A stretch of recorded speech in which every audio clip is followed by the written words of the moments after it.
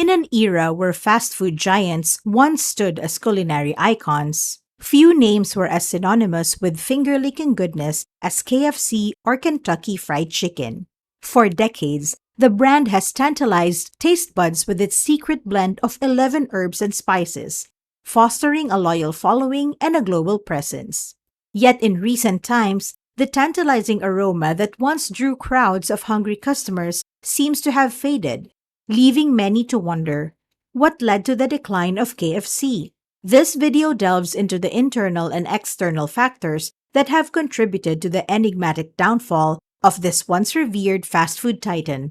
From changing customer preferences to evolving industry landscapes, join us as we dissect the story behind the decline of KFC and attempt to unravel the question on everyone's mind. What happened? The original owner of Kentucky Fried Chicken was Colonel Sanders, who had a rather interesting life.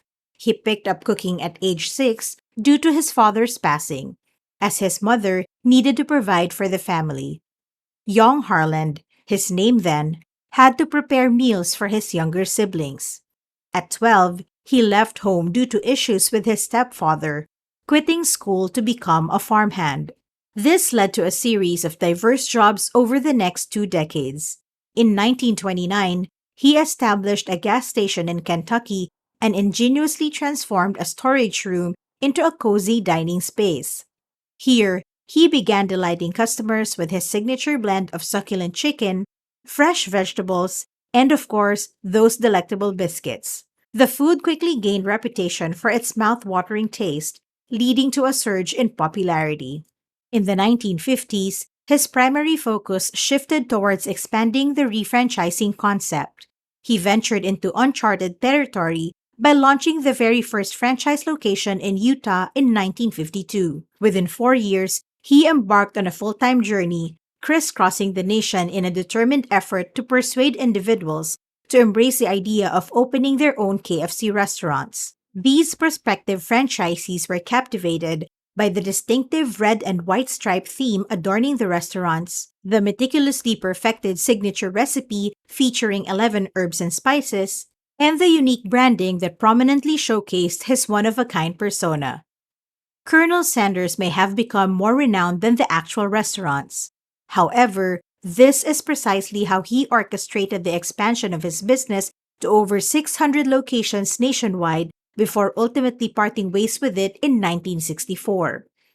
During that pivotal year, a consortium of investors acquired the company for a staggering $2 million, coupled with the commitment of a $40,000 annual salary for Colonel Sanders, on the condition that he retained his role as the face of the company. The new owners proved remarkably adept at expanding the KFC brand, surpassing Colonel Sanders' earlier efforts. In a mere 6 years following their takeover, a staggering 3,400 KFC restaurants were in operation by the close of that decade. Reflecting on this number, 3,400 locations in 1970, is truly remarkable. They enjoyed a significant advantage in nearly every market throughout the country, mainly when focusing on chicken restaurants. None of the fast food chicken establishments you can think of today were in the picture. Many of them hadn't even been established just yet. However, as time passed, competition intensified. KFC faced considerable challenges in trying to keep pace with these competitors. Take Boston Market, for instance. They became a sensation in the 1990s by introducing rotisserie chicken, and KFC had to follow suit by offering a similar product. Then, in 2013, Chick-fil-A claimed the title of the highest-selling chicken restaurant in the United States, a position KFC had held for over 50 years. What's remarkable is that Chick-fil-A achieved this milestone with not even half as many locations as KFC. In 1971, KFC was acquired by Hubline for a staggering $285 million. Hubline was known for producing popular alcoholic beverages such as Smirnoff vodka. Over the following decade, they relentlessly sought individuals to open additional KFC restaurants, reaching nearly 6,000 by the 1980s. Both of these previous owners shared a significant goal of expanding the brand by opening as many restaurants as possible, and they achieved this in part by cutting many corners. This brings us to the following explanation for their downturn: a range of problems with their menu. And who better to spot a drop in the quality of their food than the Colonel himself? During the 1970s, he frequently voiced his disapproval of the dishes served at the establishments, asserting that numerous alterations had been introduced to his original recipes. Back in 1974, there were some exciting developments in fast food. A notable incident occurred where KFC disagreed with someone over their extra crispy chicken. They even attempted legal action, showing that the issue was significant enough to warrant such attention. During this period, KFC also experimented with diversifying their menu. They ventured into offerings like spare ribs and roast beef, which led to concerns about moving away from their core fried chicken product, potentially compromising their identity. In the late 1960s, there was an intriguing development within the KFC organization.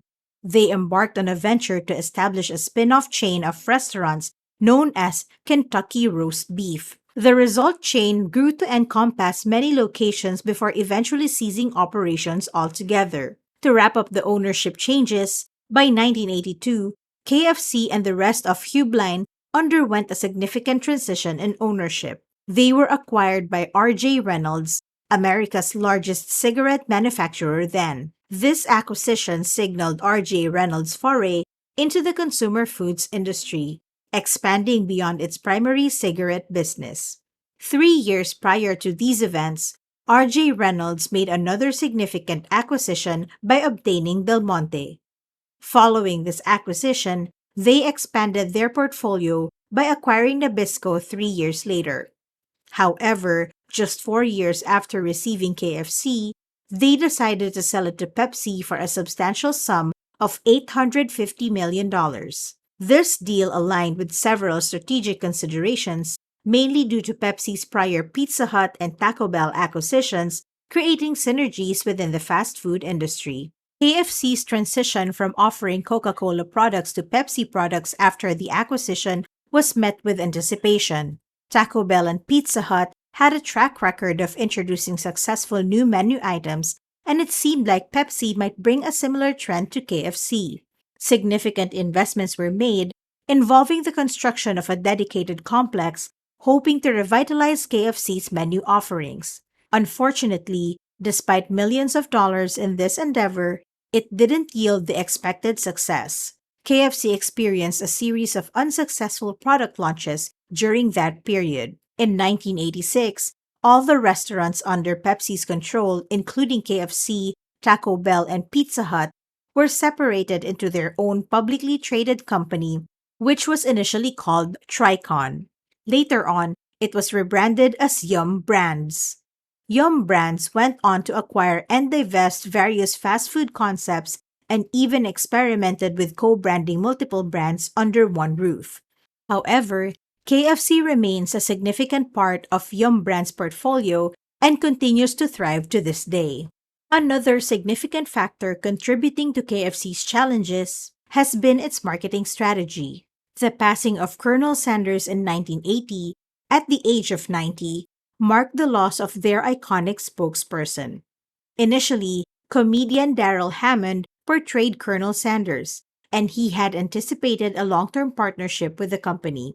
However, KFC surprised him by replacing him with other personalities, including Norm Macdonald, Jim Gaffigan, and even Reba McEntire, causing confusion and inconsistency in their branding efforts. In 2009, KFC had a successful menu item with their grilled chicken, but the marketing approach for it was widely criticized. KFC made an unusual move by sending a letter to the United Nations asking them to recognize a fictional entity called Grilled Nation, supposedly composed of the 60 million people who had consumed their new grilled chicken product. To add to the unconventional campaign, they even had someone dressed as Colonel Sanders visit the UN building to access restricted areas and shake hands with influential individuals. This marketing attempt was widely viewed as misguided and potentially disrespectful. Another possible contributing factor to KFC's decline could be concerns about the nutritional content of its offerings, particularly in an era when health conscious eating was on the rise. Many fast food chains, like Kentucky Fried Chicken, have faced challenges due to the changing consumer preferences. In recent years, there has been a growing emphasis on health conscious choices among the public, a stark contrast to the heyday of such establishments in the 1970s. In 1991, Kentucky Fried Chicken took a strategic step by officially changing its name to the initials KFC, a move aimed at distancing itself from the potentially unhealthy connotations associated with the word fried in its name. Following this rebranding, the company introduced more health conscious menu items to align with changing consumer preferences. However, these healthier options did not gain significant traction with the public. The final reason on our list is a culmination of minor issues centered on KFC's reputation. The brand currently struggles with a weak reputation for several reasons. They have a history of strained relationships with franchisees, consistent criticism from animal rights groups, and the tendency to update their restaurants well after they seem overdue for a refresh. Furthermore, KFC has faced criticism for its customer service, a significant drawback compared to its primary competitor, Chick fil A, known for its exceptional customer service. In 1991, when they decided to use initials as the name, it sparked a significant rumor. This rumor suggested that the change occurred due to genetic experiments on chickens, resulting in a creature that couldn't be legally referred to as a chicken anymore. This rumor is entirely baseless, yet it has persisted for nearly 3 decades. It's worth noting that all the information in this video pertains to Kentucky Fried Chicken or KFC in the United States. However, KFC has experienced remarkable success in various international markets, particularly China. They pioneered by becoming the first U.S. fast food chain to enter the Chinese market in the 1980s, offering a menu tailored to local preferences. This early entry into the market has allowed them to establish themselves as one of China's most prominent American brands. In conclusion, the decline of KFC, once an iconic fast food giant, can be attributed to a complex interplay of internal and external factors. From its humble beginnings with Colonel Sanders to the rapid expansion under new ownership, KFC reached incredible heights in the fast food industry. However, several key factors contributed to its gradual decline. Thanks for watching, and we'll see you in the next video.